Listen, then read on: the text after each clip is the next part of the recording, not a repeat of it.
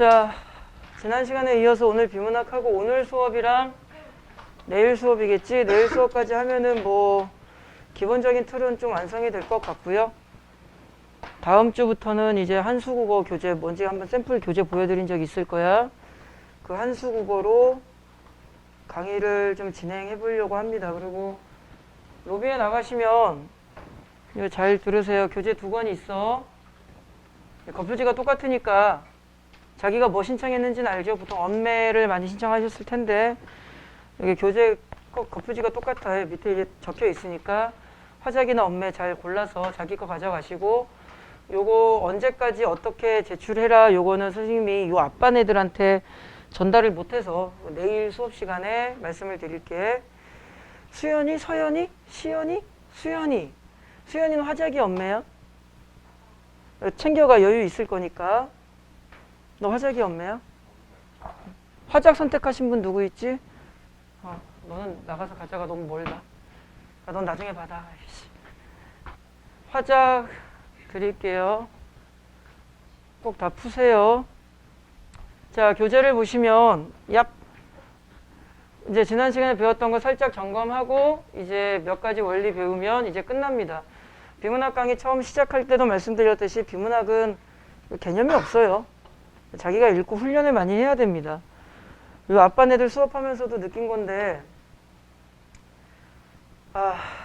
어려워. 약간 뜬구름 잡는 영역이거든. 그래서 일단 비문학은 꾸준히 들으셔야고요. 되던 안 되던 흉내를 내시고 선생님이 가르쳐 드리는 거 한두 개만이라도 좀 써먹으려고 연습을 하십니다. 그리고 이제 2월 좀 늦게, 올해는 연계교재 출간일이 조금 뒤로 일주일 정도 작년을 기준으로 좀 딜레이 된 느낌이 있어.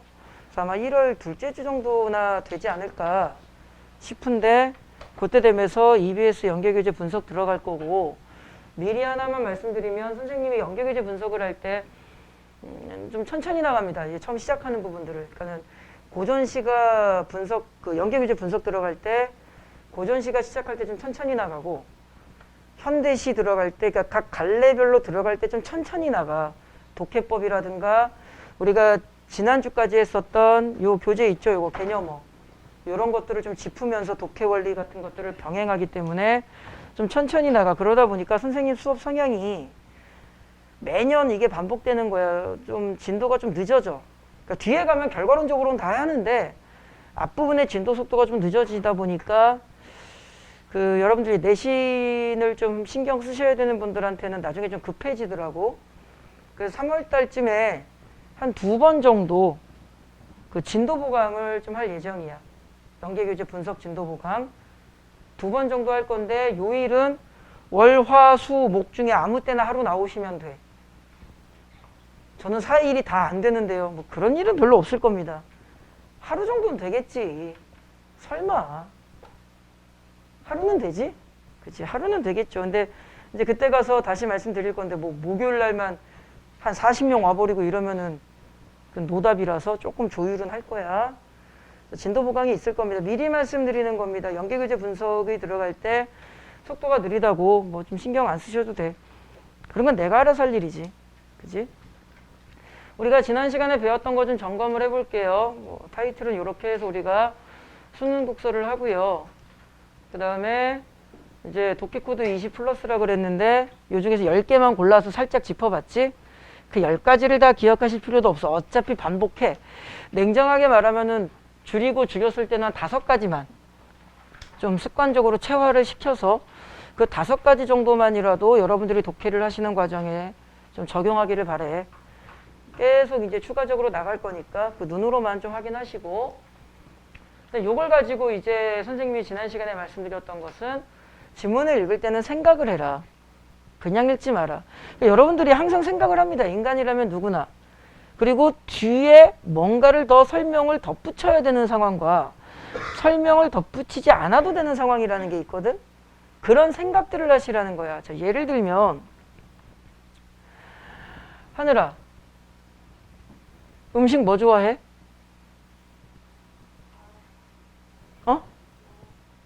마라탕. 요거는 뒤에 설명을 붙일 필요가 없는 거고. 그죠? 마라탕 좋아한다고 끝났죠. 이거 직설적 정보 제시라고 합니다. 그런데 하늘아, 음식 뭐 좋아해? 그러니까 하늘이가 한식이요. 이렇게 대답을 했어. 그럼 나는 조금 더 궁금한 게 생길 수 있겠지. 2차 질문을 해야 돼. 한식 중에서 뭐 좋아해? 그죠? 그러니까 정보라는 것은 직설적으로 그냥 받아들여도 되는 정보가 있고 그 뒤에 이어지는 내용을 붙잡고 들어가 줘야 되는 정보가 있어. 끊임없이 생각을 하셔야 됩니다. 여러분들은 항상 생각을 해요.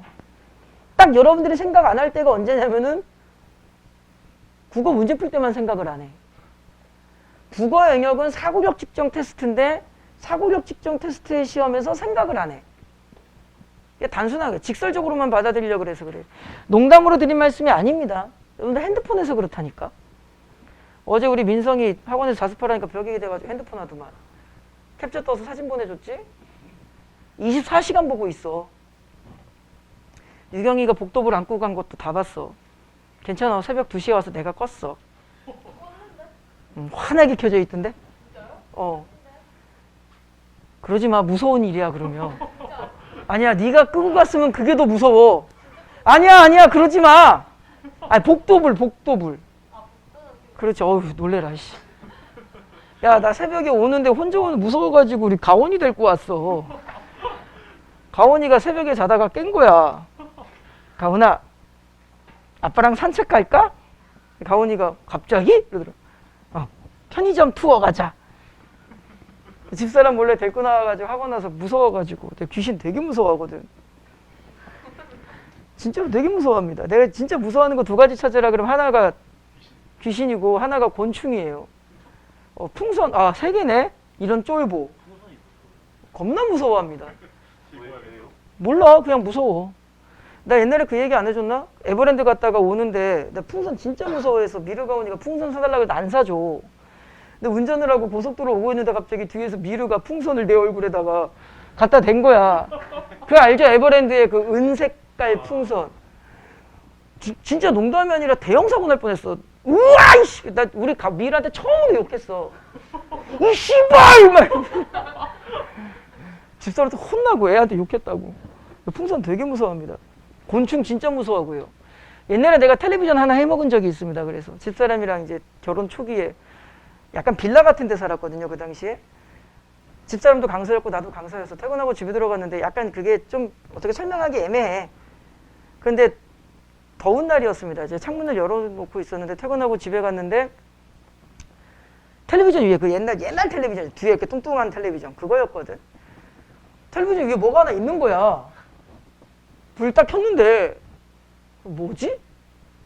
딱 봤는데 와 씨발 사마귀가 당랑권 자세로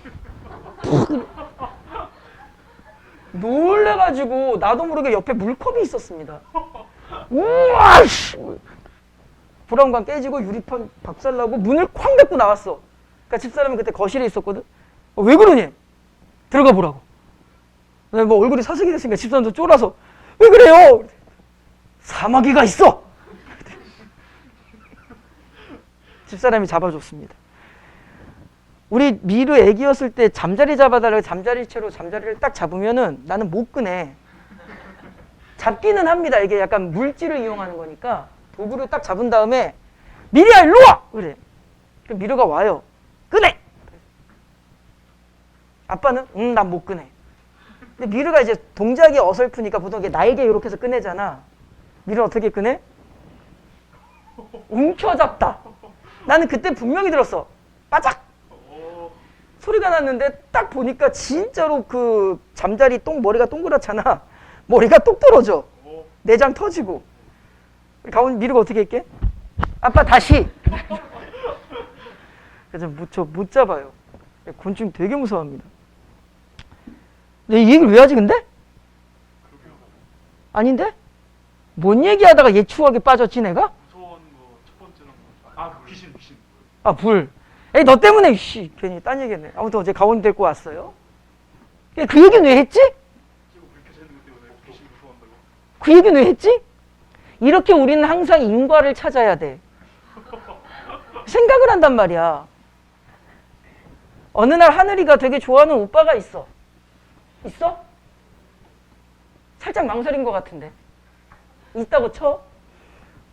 어느 날 그 오빠가 하늘이한테 와가지고 하늘아, 아바타 2 봤어? 영화 좋아해? 이런 거예요. 생각을 합니다. 아, 드디어 됐다. 이미 하늘이 머릿속에는 30초 후에 어디까지 가? 예식장 알아보러 다닙니다. 생각을 하거든. 이 오빠가 갑자기 어머 지랄 연병을 떨어요. 그런데 여러분들이 유일하게 생각 안 하는 게 뭐라고? 지문 읽을 때 생각을 안 하진 않습니다.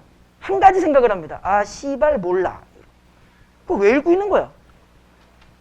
그거를 바꾸셔야 돼요. 평소에 우리는 늘상 생각을 합니다. 그리고 더 디테일하게 말씀을 드린다면 항상 인과적 생각을 하게 되어 있어. 그죠? 어느 날 하늘이가 방에서 공부하고 있는데 갑자기 엄마가 잘 봐? 국어라는 게 어려운 게 아니거든. 엄마가 불러.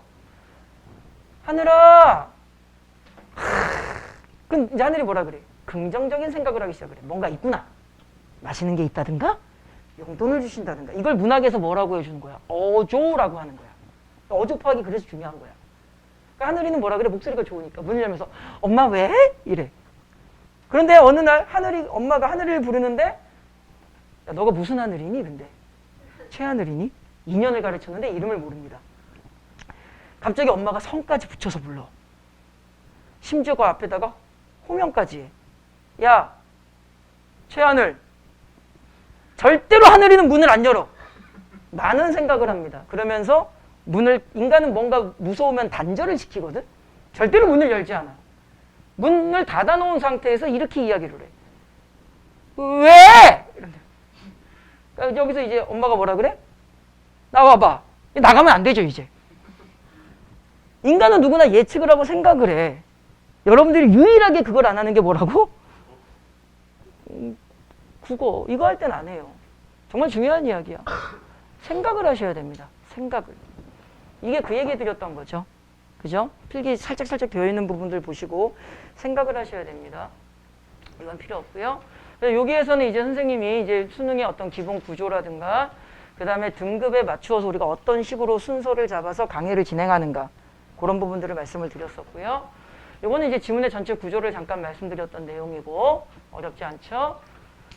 그 다음에 여기에서는 이제 여러분들이 머릿속에서 정보를 정리할 때 이제 있어 보이는 듯한 영어에 맞추어서 누가 무엇에 대한 이야기인가, 세부 정보는 무엇인가, 인과에 대한 이야기, 결론 정보 자꾸 생각하면서 읽어라. 그리고 요 밑에다가 이제 지문 구조의 틀도 몇 가지 적어드렸고 5번 같은 경우 출제 구조의 틀은 선생님이 선지의 원리를 살짝 소개해 드렸죠. 그걸 이제 오늘 강의를 할 거고요. 그 다음에 이제 1문단 요구에서는 1문단을 좀 천천히 읽어라. 몇몇 분들 선생님이랑 1대1 클리닉을 할 때 선생님이 강조한 게 있어. 평소에 공부할 때는 시간을 재지 마시고 지문을 천천히 읽고 충분한 생각의 시간을 확보해라. 충분한 생각의 시간을 확보해라. 그때 1문단을 주의 깊게 읽으면서 생각을 펼치는 연습을 하셔야 돼. 이게 습관이 되셔야 고사장에 들어가셔도 충분한 사고를 준비한 상태에서 읽어. 일종의 스트레칭 같은 느낌이죠. 헬스 같은 거 받으면 과격하게 움직이면 근육 다친다 이런 거랑 똑같은 맥락으로 이해를 하시면 됩니다.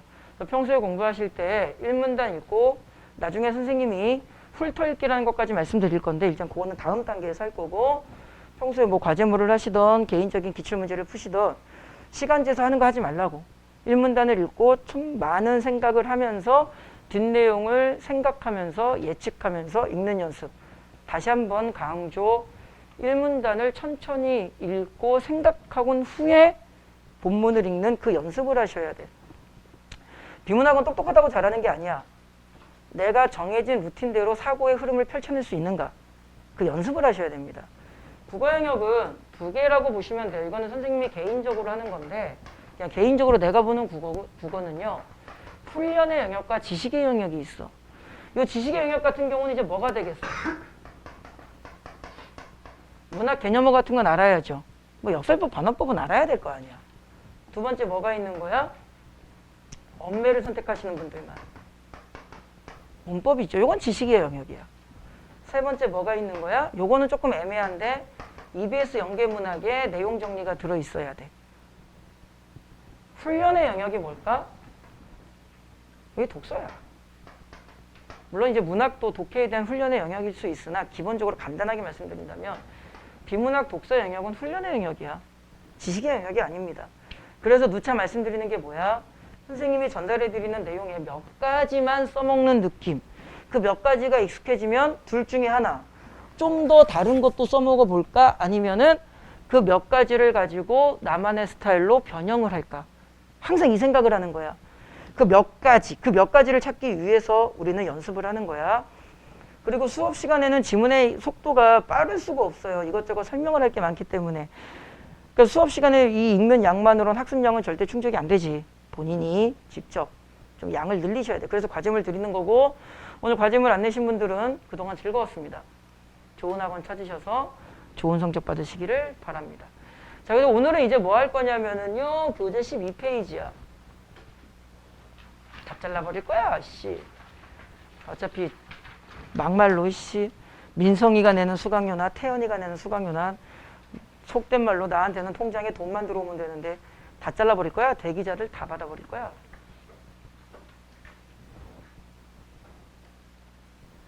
짜이지엔.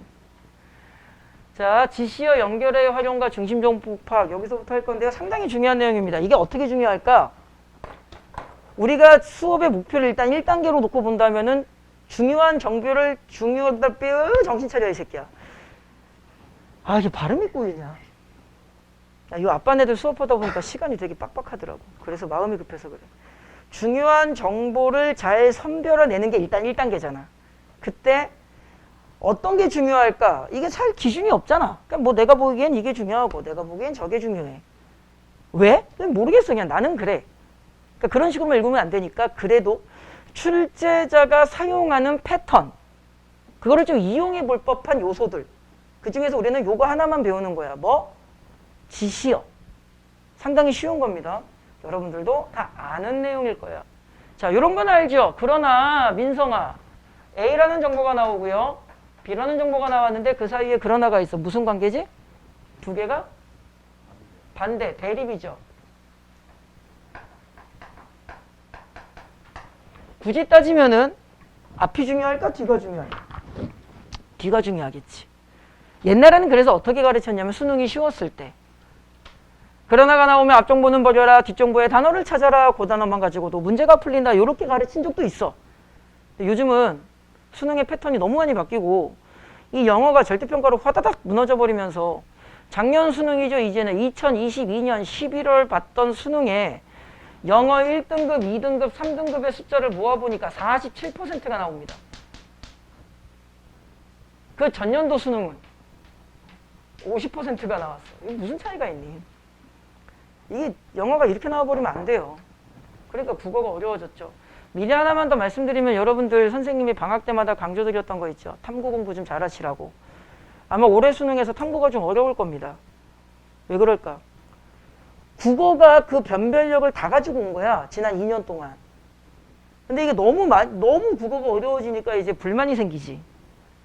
그리고 이게 어느 정도 맥스가 차버리면 더 이상 어렵게 낼 수가 없어요. 근데 국어는 거의 그 한계선상에 도달했다고 보거든. 대학 논문이 나오는 거야. 야, 이게 말이 되니 사실? 그러니까는 국어를 더 변별력 있게 만들 수가 없으니 그 여유분의 변별력 확보를 수학으로 가져가 볼까? 그것도 안 되죠. 왜? 이미 우리는 수포니까. 의미가 없는 거야. 포기한 거에다가 넣으면은. 그러니까 마지막 영역이 뭐야? 탐구 영역입니다.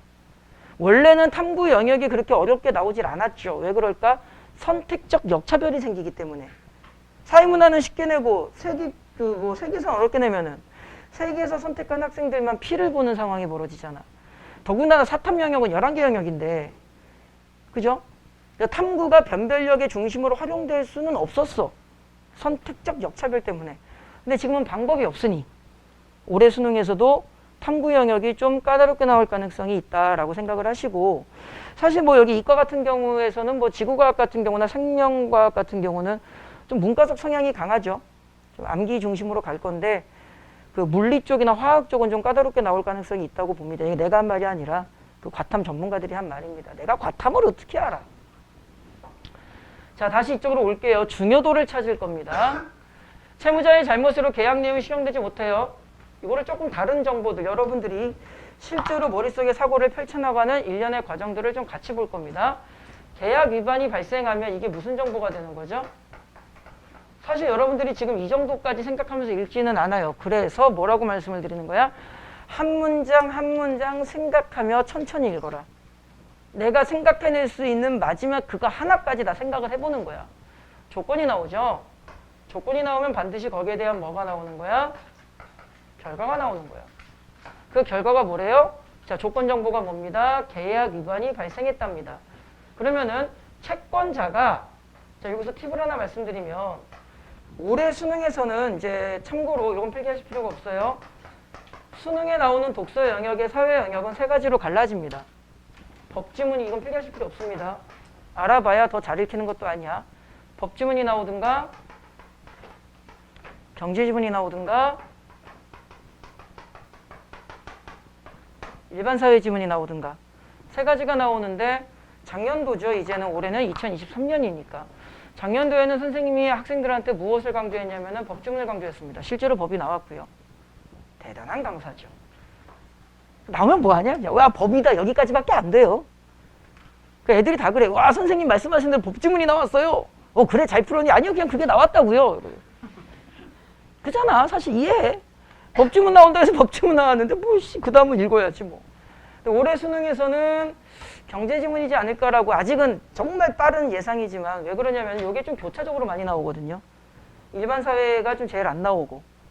근데 나중에 말씀드릴 건데 이 경제지문 같은 경우는 배경 지식이 있냐 없냐가 좀 큰 영향이 있습니다. 참고로 알아두시고 그래도 뭐 올해 수능에 법이 안 나오냐 그런 말씀을 드리는 건 아니잖아.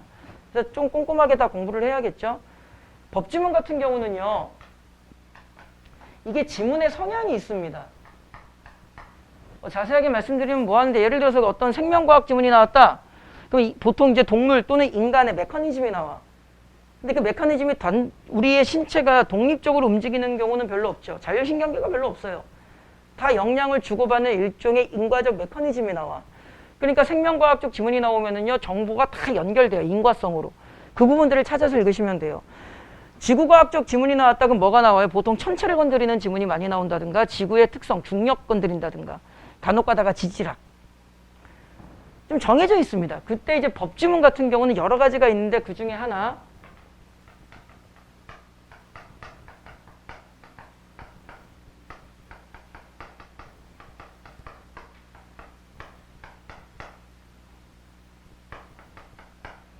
행위 주체 또는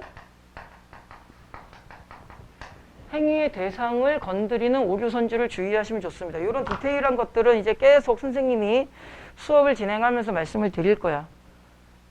다 기억 못해도 자꾸 듣다 보면은 기억이 나는 부분이 있겠죠. 단순하게 말하면 이 부분을 가지고 오류 선택지를 만들면 어떻게 만들어 버리는 거야? 손해를 입은 채권자가 증명해야 된다라고 되어 있는데 선지에는 채무자가 증명한다 뭐 이런 식으로 적혀 있는 거야. 자, 그러나 대립이죠. 그러면 이제 여러분들은 어떻게 할 거냐면은 예전에는 앞이 중요해 그랬는데 이젠 그렇게 안 하고 전체적으로 다 봐야 됩니다. 근데 맞물려 있어서 충돌점이 나는 정보가 있는 거야. 손해배상 예정액이 정해져 있었다면 마찬가지로 얘도 조건이 되는 거고요. 그 결과 요 문장이 되겠죠. 채권자는 손해 액수를 증명하지 않아도 배상금을 받을 수 있다. 정해져 있으니까 그 금액을 받겠다는 거야. 그러면은 강의의 편의상 선생님이 색칠을 바꿔 볼게요. 이 부분을 읽어볼 겁니다. 손해 액수를 뭐 해야? 증명해야 라고 되어 있으니 딱 눈에 보이죠. 이제는 증명하냐 증명하지 않냐가 완전 대립이 된 거야. 그럼 잘 봐봐. 아직 여러분들이 여기 수준까지 지문을 바라보는 안목을 갖는 거는 바라진 않지만 우리의 목표성이라는 게 있으니까 이 지문 이제 두세 줄짜리 이 문장을 가지고 출제자가 선지를 만들 땐 두 가지를 내는 거야. 어떤 느낌이냐면 증명해라, 증명하지 않아도 된다. 이때 사용되는 단어가 뭐야? 반드시야.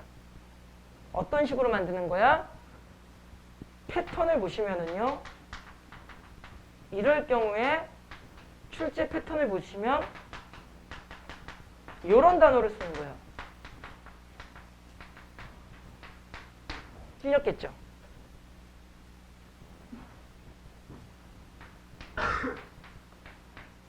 그러니까 아까 두 가지를 다 거론했을 때 출제자가 사용하는 단어가 반드시야. 꼭 이런 단어는 안 써. 반드시 뭐뭐 해야만 한다. 이거 조금 이따 배울 거예요. 여기 머스트와 메이비의 차이인데 자세한 이야기는 조금 이따가 선지 원리할 때 할 거고요. 그럼 두 번째 출제 패턴은 뭘까? 증명해라, 증명하지 않는다라는 것은 정보의 중심이 될 수가 없는 거야, 이제. 왜? 증명을 해도 되고 증명을 안 할 수도 있으니까 증명할래 말래를 건들 수가 없으니까 어떤 경우의 수인가, 다시 말하면 무슨 정보,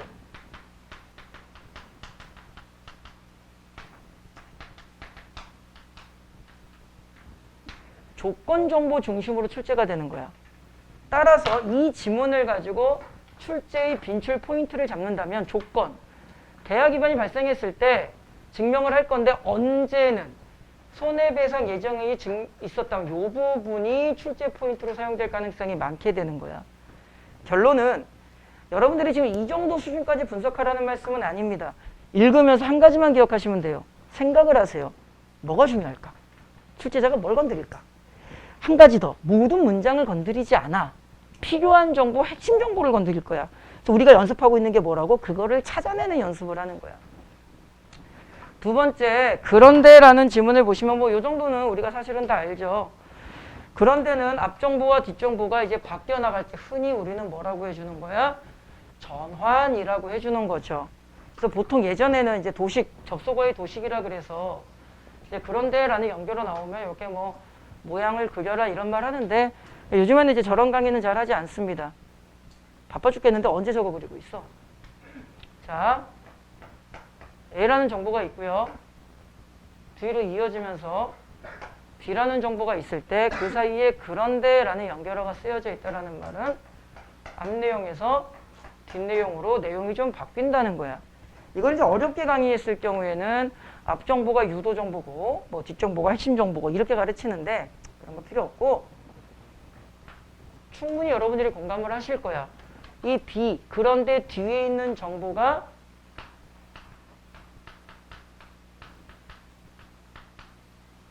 핵심 정보겠죠? 이 정도는 충분히 공감을 하실 겁니다. 자, 그럼 봅시다. 2020년 6월 국고평 지문인데요. 일반적으로 카메라는 렌즈를 통해 들어온 빛이 어쩌고 저쩌고에 닿아서 상이 맺히고 어쩌고 저쩌고 해서 화소마다 세기에 비례하여 전기 신호가 저장되고 영상으로 저장된다 이러고 나왔어. 자, 이게 뭐가 되는 거야? 이걸 사이드 메모라고 하는데 언젠가 가르쳐 드릴게요. 이게 뭐야? 원리와 과정입니다. 사이드 메모라는 것은 여러분들 시험지 왼쪽이나 또는 오른쪽에 뭐 요만한 넓은 공간은 아니지만 여백이 있죠, 보통 시험지에. 그 여백에다가 이런 느낌으로 사이드 메모를 잡아주시면 문제를 풀 때 지문의 위치라든가 핵심 키가 좀 잘 보입니다. 그럼 여기서 조금 더 실전형으로 잔대가리를 써보면 읽어보니 원리와 과정을 이야기한다. 근데 선생님이 분명히 말씀드렸죠. 이 과정은 뭐라 그랬니? 필수 메모라고 말씀을 드렸죠.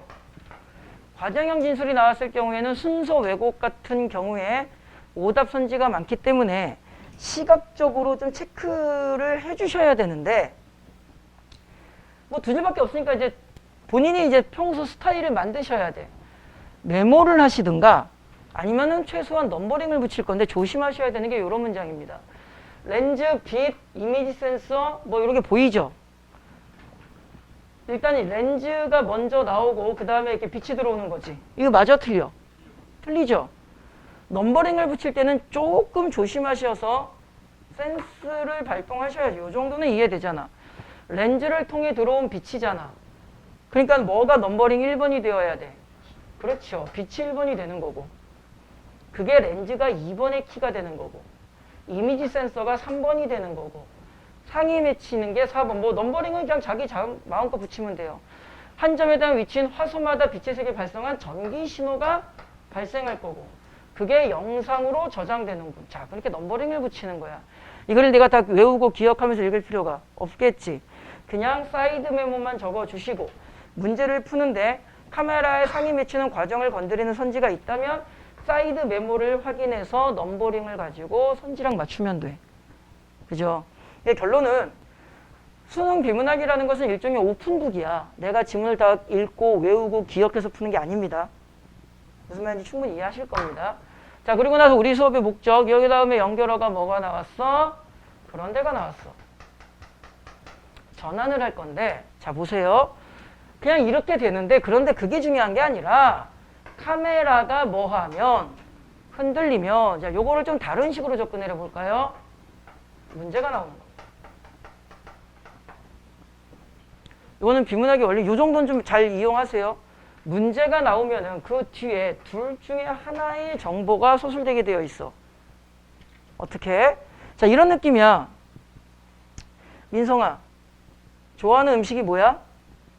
라고 물어보면 내가 이미 준비를 하고 있지. 좋아하는 음식이 뭐야? 아바타요. 이러면 뭐야? 대화가 안 돼. 음식에 대한 어떤 단어를 기다리고 있잖아. 그런 느낌이야. 문제라는 점을 체크하면서 나는 준비된 대로 정보를 갈 건데 보통 뒤에는 두 가지밖에 안 나와. 첫 번째 뭐가 나오냐면 그 문제의 원인 분석이 나옵니다. 두 번째 뭐가 나올까요?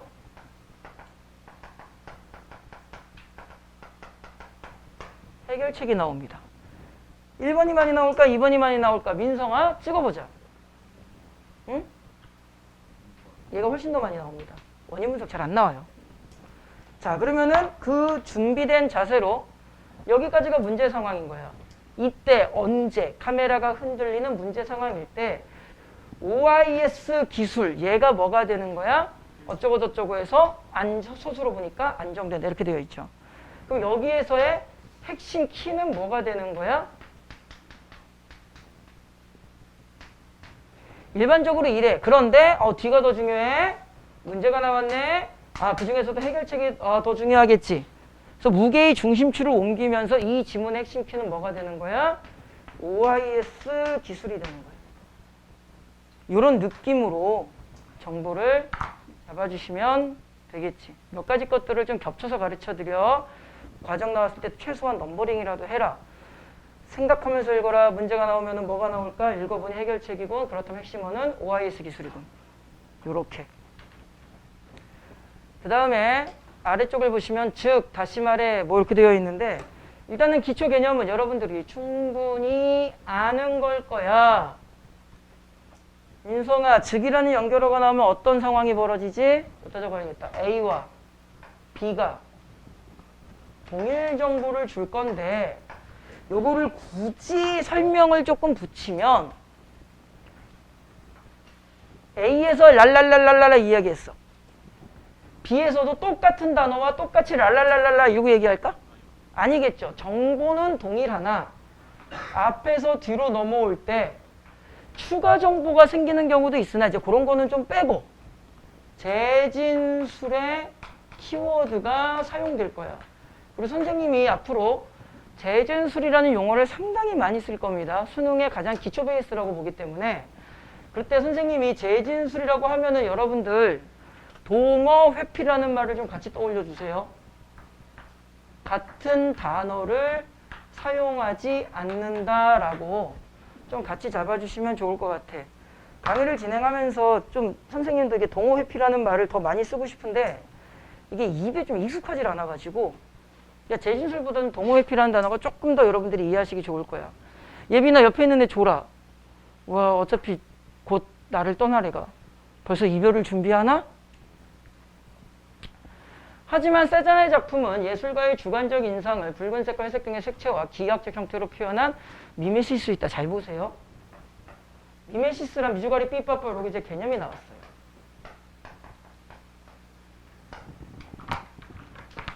이거 좀 알아놔.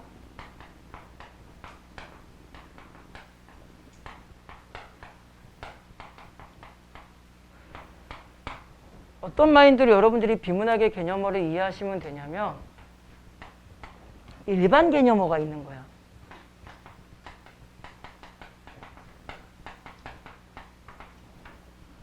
이 일반 개념어 같은 경우는 여러분들이 어떻게 이해하냐면은 일종의 출제자들 입장에서는 야, 이 정도 단어는 알아야지, 이 정도 개념은 알아야지 배경 지식이 되는 거야. 그러면 이 일반 개념어는 지문에 어지간하면 상세 서술을 하지 아, 네. 않아. 이거를 우리가 확장을 시킨다면 뭐라고 이해를 해주면 되는 거야? 이게 이쪽에 적어야겠다. 이게 뭐라고 이해를 해주면 되는 거야? 우린 상식이 없어. 상식 밖의 삶을 너무 많이 살아. 어휘력이라고 해주면 되는 거야. 나 쓰잖아. 비싼 분필이야. 이 분필을 낭비하면서 내가 쓸 리가 없잖아. 안 나와.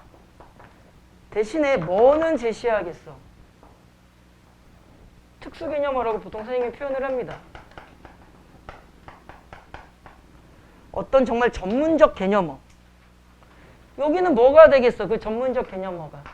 미메시스라는 거죠. 딱 봐도 느낌이 다르죠. 그러니까 뒷문장에 뭐라 그래? 미메시스란 이래가지고 설명해줘. 얘는 상세서술을 해줍니다. 그럼 잘 보세요. 비문학 지문을 읽는데 개념어가 일반 개념어는 설명 없이 쭉쭉쭉 가는 거야. 야, 너희들 이 정도는 어휘력은 있어야지 이런 생각으로 가는 거라고. 그런데 지문을 읽다 보니까 무슨 상세서술을 했어. 출제자가 그렇지 않아도 뭐 비문학 지문이 기네 짧네 글자 수가 많네 적네 말도 많은데 교수님이 직접 지문을 쓰시는 거라고. 근데 교수님이 그 개념을 막 설명을 하고 있어. 왜? 둘 중에 하나일 겁니다. 그걸 내려고. 아니면 그 개념을 정확하게 모르면 여러분들 어차피 뒷내용 꼬일 겁니다. 문제 푸셔야지요. 지문 이해하셔야 될 거 아닙니까? 근데 이거는 고등학교 과정의 지식은 아니니 제가 설명해 드리겠소. 이렇게 되는 거라고. 어떤 이유에서든지 간에 얘는 중요한 정보가 되는 거야. 잘 봐봐.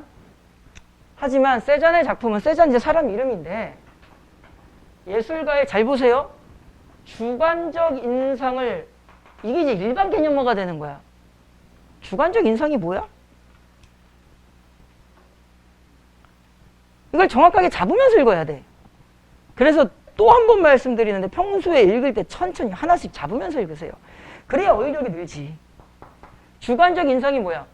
예술가의 개인적 견해, 자신만의 스타일을, 자신만의 이미 내가 느낀 그것을, 그죠?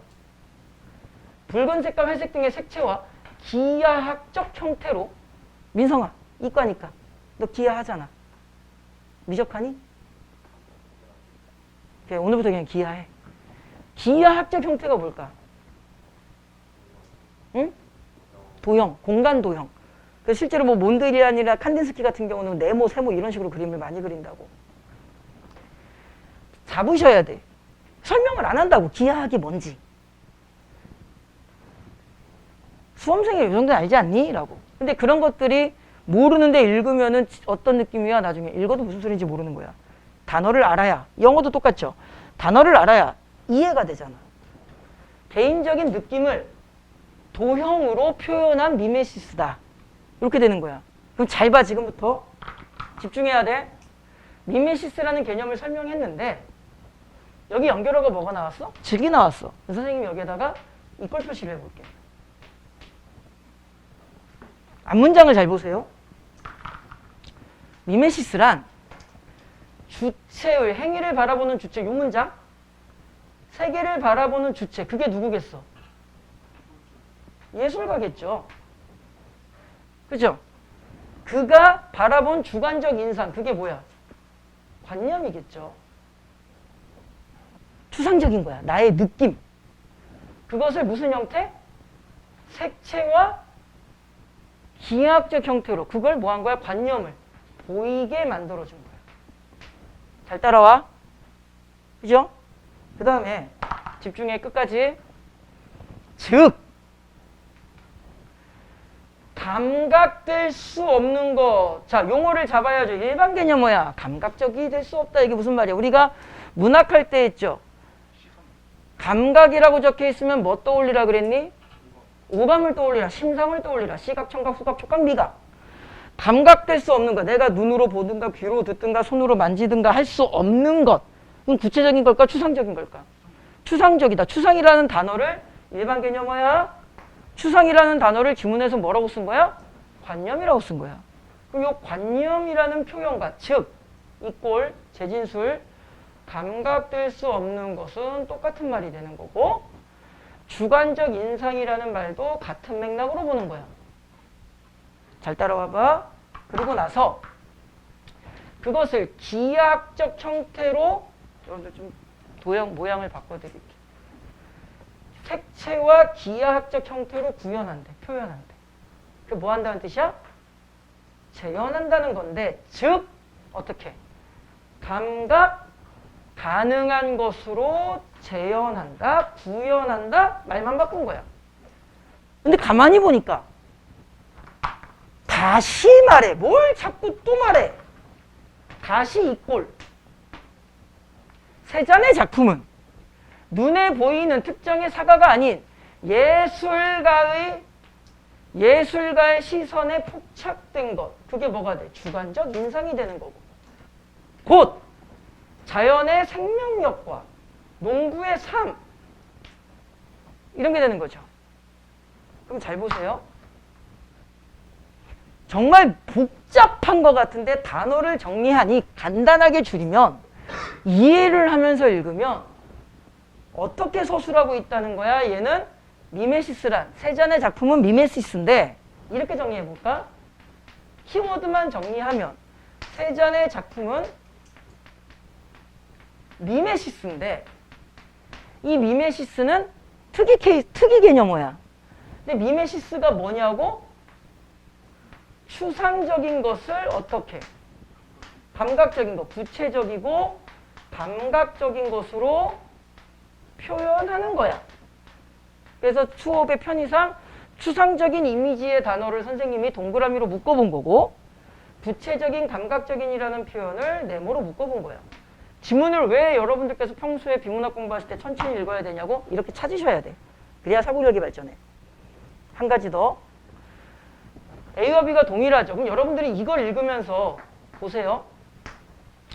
미메시스라는 것을 던졌어. 세자는 A라고 할게. 세자는 미메시스야. 이 꼴. 미메시스란 다시요. 세잔의 미메시스를 던져주고 미메시스란 B. 즉 두 번 설명했죠. 그런데 더 읽어보니까 여기 또 뭐 나왔어? C야. 다시 말해라고 했어. 그러면은 똑같은 대상을 몇 번? 3번 반복 설명한 게 돼. 되게 당연한 질문을 해볼까? 왜 반복 설명을 했을까? 중요하니까 시험 문제 내려고. 생각을 하시면 됩니다. 충분히 이 정도는 이제 받아들일 수 있으실 거야. 이걸 연습하셔서 발견하셔야 돼. 자기가 직접 찾으셔야 돼. 자, 밑에 거 좀 볼게요, 이번에. 혈관 석회화는 이게 뭔지는 모르겠어. 그냥 그런 게 있대. 혈관이 딱딱해지나 봐. 죽어야지 뭐. 혈관 근육세포 등에 생성되는 MGP라는 단백질에 억제되는데 여기 사실 이제 어떤 연결어가 있는 거야? 그런데 라는 연결어가 들어있는 거지. 그런데 그것보다 더 중요한 거 이야기할 거야. 그게 바로 뭐야? 이 단백질. 어떤 단백질? MGP라는 그 단백질이 지시어를 이렇게 잡아야겠죠. MGP라는 그 단백질이 비타민 K 의존성 단백질이래. 그런가 봅니다. 비타민 K가 부족하면 아까 배웠던 거 딱 보인다. 뭐가 되는 거야? 조건 정보가 되는 거야. 그러면은 뒤에 이어지는 결과 정보가 나올 거야. 잘 보세요. MGP라는 게 있는데 얘가 뭘 억제할 거야? 혈관 석회화를 억제할 거야. MGP가 있어야 혈관 석회화를 억제하는 거야. 그런데 걔가 비타민 K 계열이야. 그럼 비타민 K가 부족하면 당연히 MGP 단백질이 활성화되지 못하겠죠. 얘를 억제해야 되는데 걔가 부족해. 그럼 혈관 석회화가 억제되는 게 아니라 뭐 된다? 유발되는 거야. 똑같은 말이잖아, 사실은. 그럼 잘 보세요. 여기서 이렇게 끊으면 이쪽 정보를 선생님이 A라고 하고 이쪽 정보를 B라고 하면 혈관 석회화는 MGP로 억제해. 이 말이랑 MGP가 없으면 석회화가 일어나. 이 말이랑 어때? 똑같은 말이야. 그죠? 그때 이거 알아두면 진짜 요긴하게 써먹어요. 서술어 보세요. 요거 가르쳐 드리는 거예요. 유발된다는 것이다. 뭐뭐라는 것이다. 라고 서술어가 되어 있으면 앞문장과 뒷문장이 동일한 정보라는 뜻이야. 지금 여러분들 눈으로 보셔도. 그죠? 이놈이 이거를 억제할 건데 그놈이 없으면 유발이 이거 같은 말이라고. 그지? 이렇게 알면은 사실 정보를 조금 더 간략화시킬 수가 있는 거야. 그렇다면 요즘은 우리가 머릿속에서 어떻게 기억하면 돼? MGP가 K 어쩌고인데 얘가 석회를 막아. 그럼 키워드 뭐야? MGP, 비타민 K, 석회화. 이렇게만 기억하면 돼. 그러니까 이렇게 잡아주는 느낌. 그게 비문학이라고. 결론, 천천히 읽으세요. 하나씩 잡으면서. 끊임없이 생각하면서. 아까 그랬잖아. 하늘이가 좋아하는 오빠가 어느 날 하늘이한테 아바타 봤어라고 말만 해도 하늘이는 예식장을 알아본다고. 우리는 늘상 생각이라는 것을 하고 살아. 그 연습을 하시면 됩니다. 비문학은 훈련의 영역이야. 그래서 오늘 강의가 되면 선생님이 여러분들께 가르쳐드릴 비문학의 기본적 방향은 다 가르쳐드립니다. 연습을 하셔야 돼요. 그래서 과제물도 그래서 드리는 거고, 과제물을 일단 많이 하세요. 선생님이 가르쳐 보니까 일단은 비문학의 기본적 학습 양이 있어야 돼. 다 틀려도 되니까 읽으세요. 여러분들 이제 비문학 과제물 풀다 보면 어느 날 이제 좀 자괴감이 올 겁니다. 와, 씨발, 다 틀렸어. 어느 날은 행복해요. 다 맞았어. 그 여러분만 다 맞은 거 아닐 거야. 어느 날 씨발 푸는데 다 틀렸어. 옆에 있는 애를 보니까 얘도 다 틀렸어. 동병상련이 돼요. 원래 그래요. 근데 옆에 있는 애를 보니까 우식이는 다 맞았어. 얘는 국어를 잘하는 애야. 나는 부족하니까 뭐 하면 돼? 더 연습을 해야죠. 자, 그렇다면이란 연결어는 그렇게 중요하진 않는데 그래도 이 지문 가지고 몇 가지 설명을 드릴 겁니다. 첫 번째 뭘 설명드릴 거야? 핵심 정보를 잠깐만 다시 쓸게. 아니 똑같이 쓸 거야. 이거 다 다른 필기를 해야 돼가지고. 핵심 정보를 제시하는 거고요. 중요하지도 않아요, 뒤에 거는.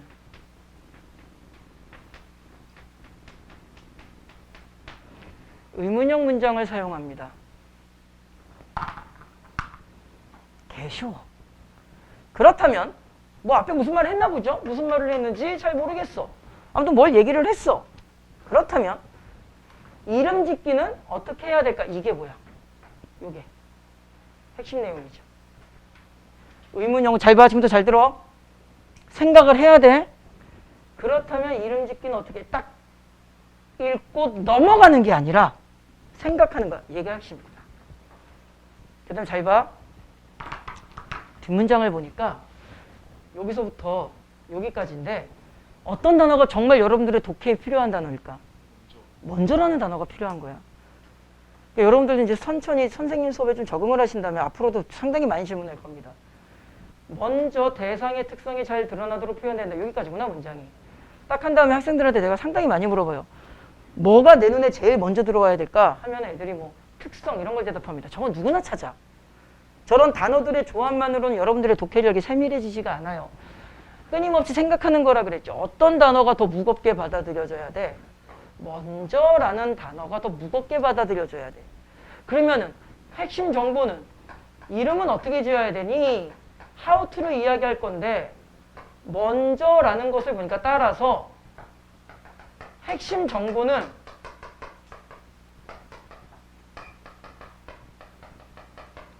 두 개 이상이라는 뜻이 되는 거야. 그러면은 계속 생각을 해야 돼. 그러면 나는 뭐 하겠다? 메모를 하든가 최소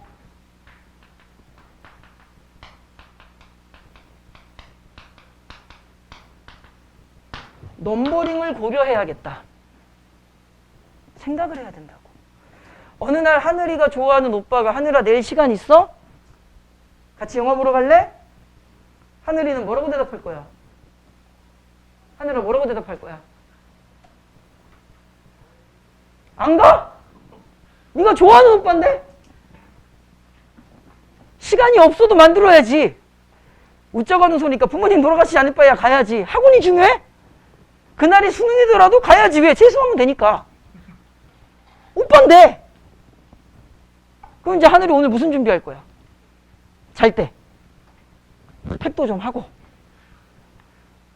계속 내 머릿속에 기억을 떠올립니다. 무슨 기억? 그 오빠가 뭘 좋아했었지? 맞다! 얼마 전에 보니까 보라색을 좋아한다 그랬어. 내 찔이었어. 다 생각해가지고 내일 오빠를 만나. 무슨 옷 입고 나가? 보라색으로 입고 나가. 오빠가 저녁 뭐 먹을래? 엽떡이요. 안 그래? 설렁탕? 준비를 한다고. 인간은 누구나 그러고 살아. 여러분들이 유일하게 그러지 않는 게 이거야. 이걸 그렇게 하면 되는데 먼저라고 있는 순간 준비를 해야 돼. 자, 대상의 특성이 잘 드러나도록 해야 되는데 넘버링을 한번 해봅시다. 이게 1번입니다. 플러스 그리고 and 이름을 잘 보세요. 지나치게 생소하지 않게. 자, 요 문장 선생님이 2번이라고 번호를 붙여놓고요. 이름이 지나치게 생소해서 안 되면 어쩌고 저쩌고 있기 때문이다 라고 부연 설명을 붙이고 나서 따라서라는 연결어가 있어. 이건 언제 쓰이는 거야? 결론. 정리를 해줄 때 쓰이는 거야. 그때 잘 봐. 따라서 결론할 건데 어떻게? 대상의 특성을 잘 드러내고 결론을 내주는 거죠. 요약 정리하는 겁니다. 그 다음에 두 번째, 지나치게 생소하지 않게. 그럼 순서대로 사람들이 이해하기 쉽도록 요게 뭐랑 연결되는 거야? 얘랑 연결되는 거지. 그 다음에 또한 기분 좋게 뭐 하도록? 수용하도록. 이렇게 되는 거지. 그런데 재밌다? 뭐가 재밌어? 사실 재미 하나도 없지. 요 문장을 보세요. 지나치게 생소하지 않게 적어야 되는데 그 뒤에다가 부연 설명을 했어. 지나치게 생소해서 이름의 의미를 이해하기 어려우면 안 된다. 그러면 사람들이 수용하지 못한다. 그러니까 여기 이해, 수용이라는 말이 또 나온 거야. 그러면 전체를 정리해보면 이 지문의 핵심 키는 어떻게 되는 거야? 이름 짓기의 방법에 대해서 이야기를 하는구나. 두 가지구나. 첫 번째 뭐구나? 키워드만 정리할 거야. 특성을 나타내라. 두 번째 뭐다? 생소하지 않게. 요것도 이제 굳이 설명을 하면 시험지에 재진술을 한다면 생소하지 않게 이 말을 바꾸면 낯설지 않게 또는 익숙하게 단어가 바뀔 수 있겠지. 그때 여기에서 이렇게 두 개의 파생 정보가 나오는 거죠. 생소하지 않게 해라. 다시 말하면은 이해를 잘하도록 해라. 두 번째, 사람들이 잘 수용하도록 해라. 그러면은 네다섯, 뭐 지문이 쉽기는 해요, 사실. 네다섯 줄을 읽었지만 내가 정리한 키는 딱 4개 정도로 정리가 되네. 우리가 원하는 게 이거야. 이렇게 하자고. 그러면은 자연스럽게 이해가 따라올 거고요. 물론 우리가 이제 쉬운 지문, 짤막한 문장만 가지고 하니까 쉽지만 저도 알아요. 이게 비문하기 어렵다는 거. 그래서 선생님이 한 2주 전부터 계속 스트레스 받아 했잖아. 야, 비문학 강의하면 작살 날 텐데, 아작 날 텐데. 솔직히 말하면은요, 포기하는 학생도 많이 생깁니다. 그래서 원래 방학 때 비문학을 잘 안 해요. 진짜로. 쉬운 걸로 그냥 간단하게 합니다. 문학을 많이 하고. 문법을 합니다. 비문학을 잘 강의 안 합니다. 고3 학생들 예비 학습할 때. 왜 안 하게? 애들이 학원을 그만둬. 돈 벌어야 되는데. 나라고 그 짓 안 해봤겠어? 다 해봤어. 선생님이 학원 이름 로고할 때 개인적인 이야기인데 이거 무슨 뜻인지 알죠? 미르가운. 근데 이 새끼들이 뭐라고요? 이러고. 심지어는 국어 몰라? 이씨. 이거 할 때 집사람이랑 고민했던 게 있습니다. 자녀의 이름을 함부로 사용하는 것이 맞나? 예를 들어서 이정우 국어학원이 아니라 원래는 이름을 뭐라고 지으려고 하면 미르 국어학원이라고 하려고 해서 두 가지 때문에 못했습니다.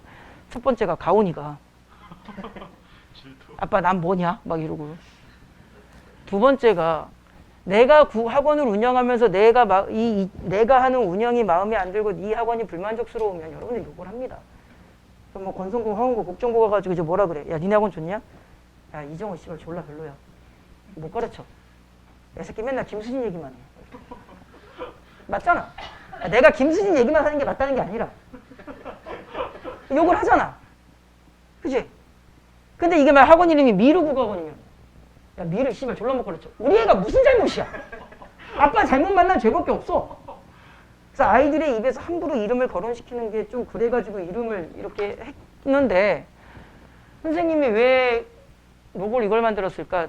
야, 알고는 계시라고. 선생님은 완벽한 강사가 아니죠. 당연히 내가 완벽한 강사면 여기 있겠니? 어디 딴 데가 있어가지고 나도 현우진처럼 안녕? 이러면서 100억! 막 이러고 있겠지. 100억은 개뿔이나 씨. 1000만 원만 벌었으면 무릎 꿇고 기어다니겠다. 네, 목표입니다.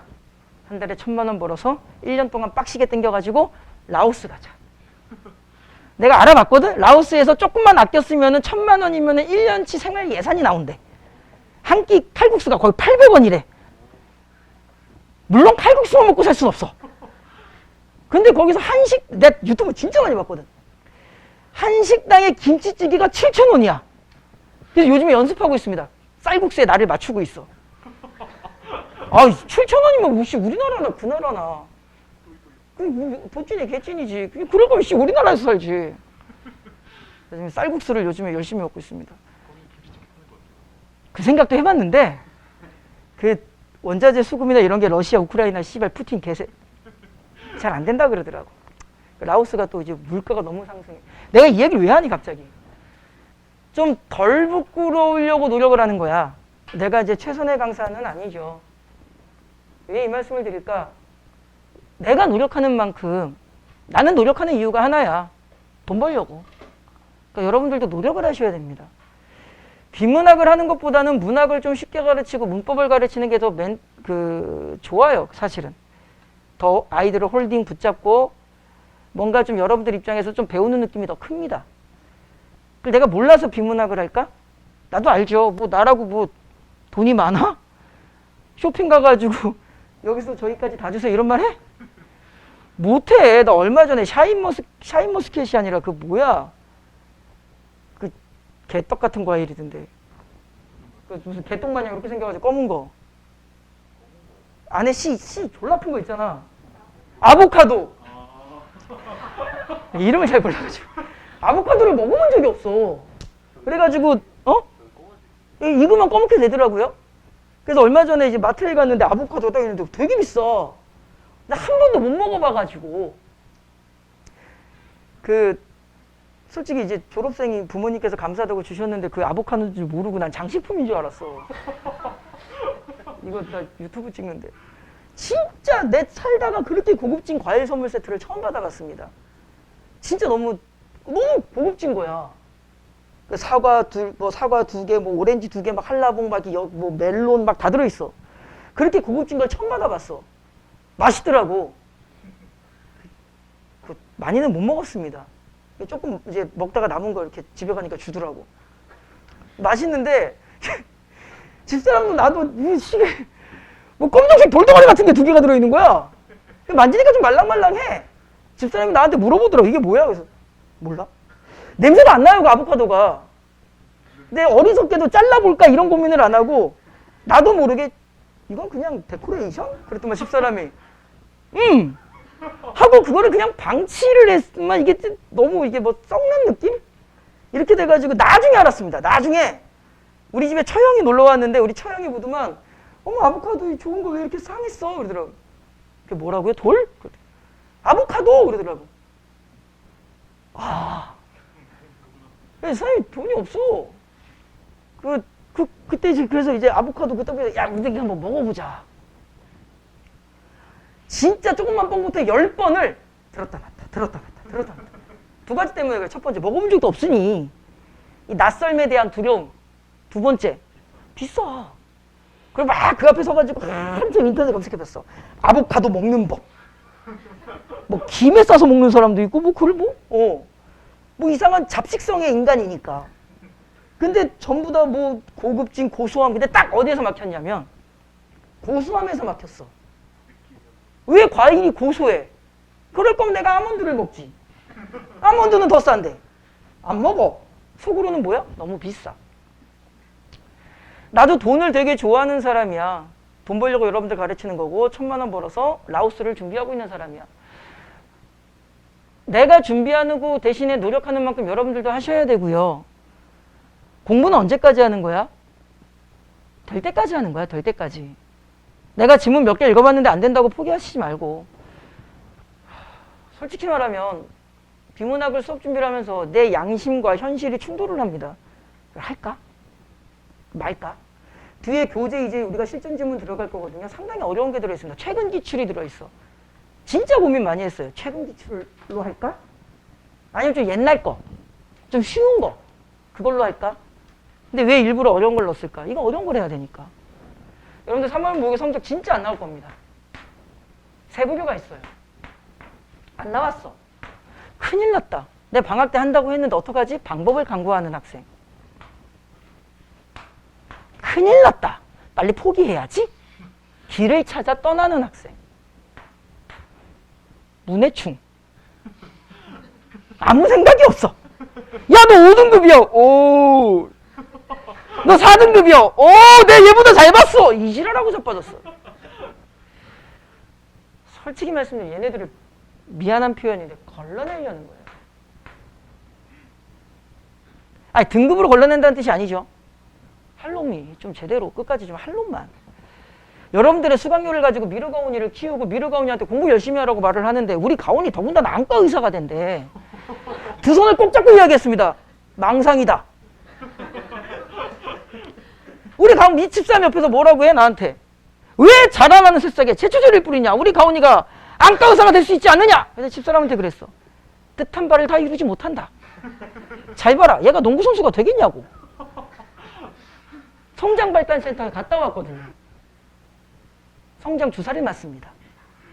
2cm 큰데요. 2cm. 그래, 나에겐 그 2cm가 너무나 소중하다. 그렇게 수강료를 받아가지고 제가 여러분들한테, 아니 우리 미르 가온이한테 무슨 말을 해. 좀 진심 어린 부탁을 드리는 겁니다. 공부는 하기 싫어요. 그치?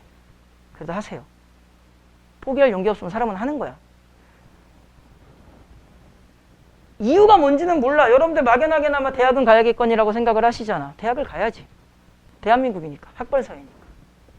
신경을 쓰셔야 됩니다.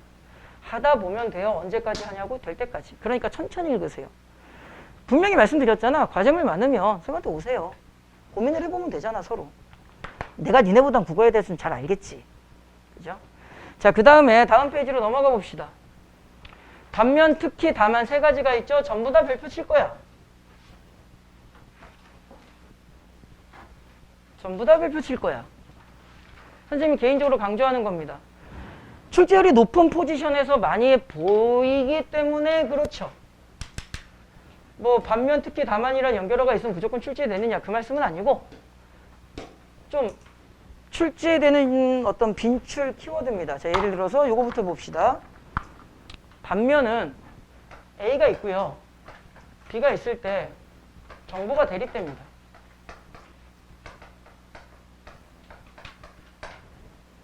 짝짓기를 하라는 말인데 사실 요거는 그 반면이랑 연결어가 생각보다 많이 쓰이진 않아. 그래서 뭐 이제 찾다 보니 이제 요거 조금 옛날 거죠. 2019년 걸 찾았는데 몇 가지를 좀 곁들여 설명해 볼게요. 반면이라는 연결은 여기 있어. 참고로 수업의 목적을 위해서 이게 몇 문단이냐면 지금 1문단입니다. 우리가 배웠던 걸 떠올려 보자. 1문단은 무엇을 찾아야 돼? 글 전체에 대한 메시지의 틀을 잡죠. 우린 그것을 화제라고 해요. 그리고 주로 어디에 나온다 그랬죠? 아래쪽에 나온다고 말씀을 드렸지. 플러스 이게 1문단이거든요. 플러스 시켜서 반면이라는 연결어는 상당히 중요한 연결어야. 자, 센스 있게 읽어볼 건데 전통적인 통화 정책은 여러분들이 어떤 지문을 읽으시건 전통적이라는 말이 나오면은 제시 후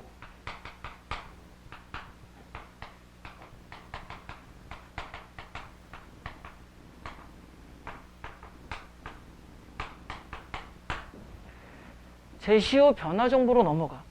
전통적인 철학에서 인간은 이러고 설명을 합니다. 그건 전통적인 사상가들이 인간에 대해 규정을 한 게 설명이 나와 일단. 그러고 나서 넘어갑니다. 왜? 결국에 여러분들이 공부하는 모든 것은 지식적 측면의 활성화를 위한 거기 때문에 저 옛날 이제 써먹지도 않는 그런 과거의 지식들을 중요하게 다루질 않아. 특히 기술이나 과학이나 경제 지문은 무조건 전통적 지문이 나오면, 전통적 정보가 나오면 현대사회의 정보로 바뀌게 되어 있어. 저 18세기, 19세기의 경제학적, 뭐 케인즈학파나 이런 거 우리가 왜 배워? 현대사회의 경제에 대한 논의를 해야지.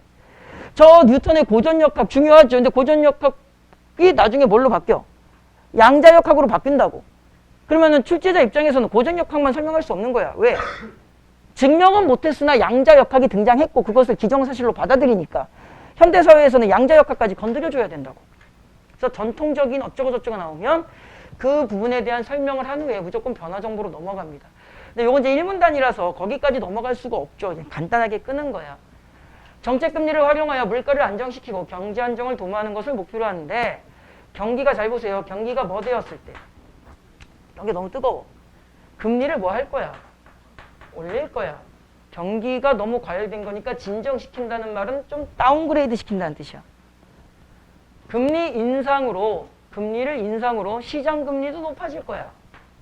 이거 좀 설명할 게 있는데 오늘은 지금 수업 내용은 그게 아니니까 그대로 정보만 따라가 볼게요. 대출이 감소가 될 거야. 신용 공급이 축소가 될 거야. 그러면은 경제 내 수요를 줄일 거야. 물가를 안정시키고 경기를 진정시킨대. 그리고 나서 반면이라는 연결어가 나왔는데 정보 대립이죠. 보세요. 경기가 뭐 되었을 때? 아까는 경기가 너무 뭐 되었을 때? 정보가 대립된 거야. 그 센스 있게 읽어보세요. 1문 단위야. 과제를 찾을 거고요. 아래쪽이 중요한데 전체적으로 보니까 경기가 침체되었을 때 이걸 예전에 잠깐 보여드렸죠? 이거 뭐 시키라는 거야? 양면시키라는 거죠. 그러면 경기가 뭐 되었을 때는? 반대래. 그러면 금리를 뭐 할 거고? 낮출 거고 경기를 좀 끌어 올릴 거고 시장금리는 낮출 거고 대출은 많아질 거고 수요를 높여나가겠죠. 그 실제로 이 지문을 보시면은요. 여기에서 여기까지 전체적으로 뭘 설명하고 있어? 경기 과열에 대한 상황을 설명하죠. 근데 실제로 시험 문제는 경기 침체를 가지고 냈어. 그 정도는 생각해봐라. 그래서 이 반면은 출제율이 높고 이것만 일단 기억하시면 돼요. 정보 대립이라는 점. 그 정도만 좀 기억을 해주시면 됩니다. 생각보다 많이 사용하진 않아. 특히라는 정보를 자, 이거는 간단하게 필기하고 여러분들이 밑에 있는 문제를 하나 풀어볼 겁니다. 특히라는 연결어를 봅시다. 이거는 뭐야? 앞에 뭘 정보를 설명할 거야. 요렇게 앞정보가 있을 거야. 그죠? 그 중에서 뭐 할 거야? 특히 하나를 끄집어내서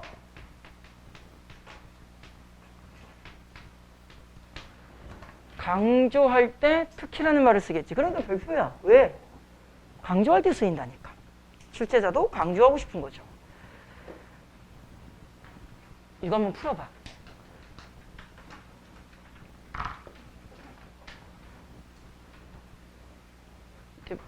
요 지문 가지고 100% 접근은 안 돼요. 그냥 참고로 요거는 맞아요. 4번은 맞는데 여기 은폐한다라는 말이 조금 추론하니까 요거 빼고 푸세요. 적절하지 않은 거 찾을 겁니다. 1, 2, 3, 5번 중에서만 해보세요.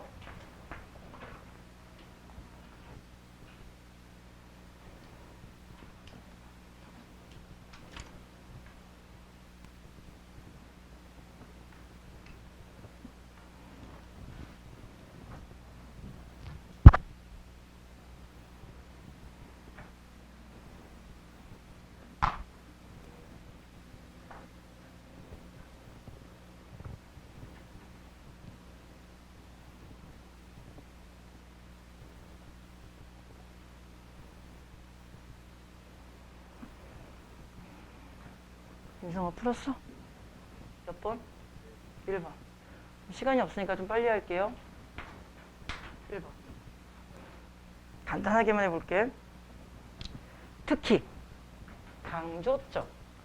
모든 것을 상품의 교환 가치로 환원하려는 뭐에서? 자본주의 사회에서. 다시 말하면 자본주의 사회는 모든 것을 상품으로 바꾸는 거야. 그죠? 그때 대중예술은, 자, 이 문제 자체가 대중예술에 대한 이야기라고. 대중예술에 대한 이야기란 말이지. 개인의 정치성마저 상품으로 전락시키는 기재로, 요게 이제 일반 개념어라고 이해를 하시면 돼요. 어휘력이라고 이해를 하시면 돼. 기재로 작용한다가 무슨 뜻일까? 전략시키는 요거? 그렇지. 원인을 제공한다. 증폭시킨다. 매개체다. 여러분들 기억하시, 이것만 기억하세요. 원인 제공. 어휘력이 얼마나 중요한지 보세요. 그럼 요 문장을, 요 두 줄만 정리해 봅시다. 대중예술은 개인의 정체성마저 상품으로 전락시키는 기재로 사용한다. 그러면 정리를 하면 자본주의 사회에서 뭐가 있는데, 대중매체가 있는데, 이 대중매체가 무엇이야? 원인이 되는 거야. 기재로 사용돼. 그죠? 무엇의 기재로? 개인의 정체성마저 상품으로 전락시키는, 요거 선생님이 편의상 A라고 해볼게요. A가 되는 거야. 주어가 대중예술은 이잖아. 그 얘가 뭐가 되는 거야? 결과가 되는 거야. 요렇게 묶이는 거라고. 1번 선지를 보시면 문화상품을 통해 상품화된 개인의 정체성, 요게 A잖아. 대중예술이 A와 대립적 관계가 아니잖아. 원인 제공이라고. 됐니? 이렇게 문제를 풀어나가는 느낌을 기억하시고, 일단은 우리가 특히라는 단어 중요도가 있다라는 점만 먼저 잘 기억을 하시면 좋겠다. 그 다음에 다만이라는 연결어 같은 경우는 그냥 좀 지문을 찾기가 힘들어서 좀 급하게 찾은 지문이라서 그냥 옆에다가 적기만 할 거고, 여러분들이 좀 읽어보세요. 참고로 이건 동그라미입니다. 동그라미일까? 나도 헷갈린다. 잠깐만요. 동그라미네. 나중에 좀 읽고 동그라미 확인해 보시고, 다만이라는 단어 여기 있죠? 이거는 어떻게 기억하시면 되냐면은 예외, 특수. 출제율이 높겠죠, 딱 봐도. 무언가를 열심히 설명한 후에 거기에서 벗어나는 예외성 정보를 주죠. 이거를 조금 더 디테일하게 가르치면은 법지문에서 다만 나오면 무조건 별표 치라고 합니다. 법지문에서 예외성 정보 나오면 출제율이 거의 90% 이상이거든. 예외, 특수. 이건 읽어보시고 여러분들이 좀 마무리해 주시면 좋습니다. 12, 13페이지에서 이제 연결어를 가지고 핵심을 찾는 것을 중심으로 좀 정보를 정리하는 과정을 좀 보여드린 거야. 한 장을 넘기시면 선택지의 구성 원리라고 있는데, 여기서부터 잠깐 쉬었다가 진행을 합니다.